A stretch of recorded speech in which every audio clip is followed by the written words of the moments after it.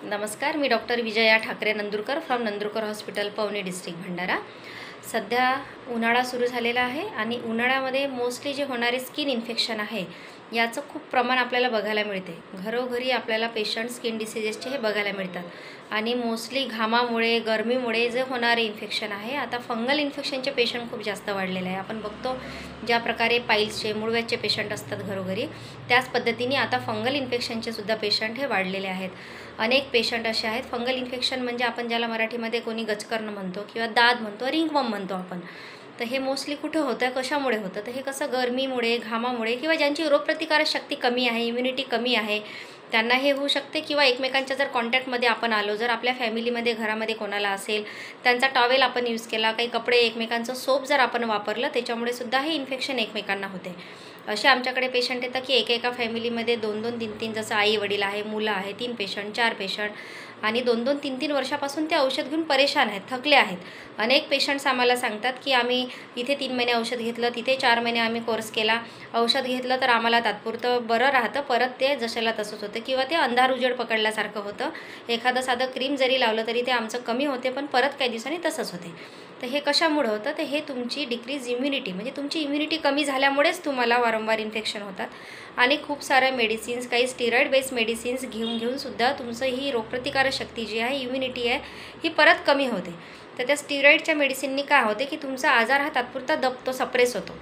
जसं एखादा बलून आहे किंवा फुगा आहे, आपण त्याला जर एका साईडने जर दाबलं किंवा प्रेस केलं तर एक तर तो दुसऱ्या साईडने फुगेल किंवा त्याची कॅपॅसिटी जर संपली तर तो बलून, तो फुगा फुटतो। माहिती आहे ना आपल्याला सर्वांना। त्याच पद्धतीने एका बलूनसारखंच हे आपलं बॉडी आहे, आपलं शरीर आहे। जर आपण एखादा आजार जर आतल्या आत सप्रेस केला किंवा तो दाबला तर नक्कीच तो काहीतरी वेगळ्या रूपामध्ये दुसऱ्या बाजूने तो निघणार। एक तर तो आजारच तुमचा परत वाढणार किंवा दुसऱ्या एखाद्या आजाराच्या रूपांतरामध्ये तुमच्या शरीरामध्ये त्या दुसऱ्या आजाराचा उद्रेक होऊ शकतो। म्हणून कुठलेही आजार हे आपल्या अंगावर न घेता, त्याला सप्रेस न करता आपण योग्य डॉक्टरच्या सल्ल्याने ही ट्रीटमेंट घेतली पाहिजे। आणि जे इम्युनिटी कमी झाल्यामुळे जे होणारे आजार असतात बघा, होमिओपॅथीच्या औषधींचं मुळात कामच हे आहे की तुमची इम्युनिटी वाढवणं। होमिओपॅथीच्या मेडिसिन तुमच्या शरीराचा व्हायटल फोर्स, तुमची इम्युनिटी वाढवून तुमच्या डिसीज फोर्सला ती फाईट करायला लावते। तर इम्युनिटी जर वाढली तर ॲटोमॅटिक तुमचे हे आजार, डिसीज कमी होतात किंवा तुमचं जे रूट कॉज आहे त्याच्या मुळापर्यंत जाऊन होमिओपॅथीच्या औषधं हे काम करतात। पण तुम्हाला औषधं योग्य पद्धतीनेही घ्यावं लागतात।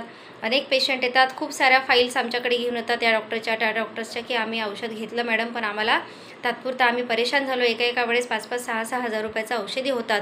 मग अशा वेळेस पेशंटनी काय करायचं? काही साधारण पेशंट असतात, गरमीमुळे आता जसं उन्हाळा लागला आहे, कामाला जावं लागते, शेतात जावं लागते किंवा ज्यांचं जे वर्किंग असेल, गरमीनी घामानी मोस्टली जे ॲफेक्टेड जी साईट आहे बघा, मोस्ट कॉमन साईट जी आहे, तुम्हाला जिथं गरमी घाम जास्त, जर मग तो तुमचा अंडर गार्मेंट्सचा पार्ट आहे तुमचा, जसा जांघेमध्ये आहे, मांडीला आहे, तुमच्या काखेमध्ये, तुमच्या चेस्टला, या भागामध्ये ते कॉमन आहे। आणि जेव्हा हा आजार तुमच्या शरीरात जास्त रुजतो, मग तो तुम्हाला हातावर, पायावर, चेहऱ्यावर, कानाला, गळ्याला, सगळीकडे हे दिसायला लागतं। तेव्हा समजायचं की हा आजार खूप जास्त रुजला आहे।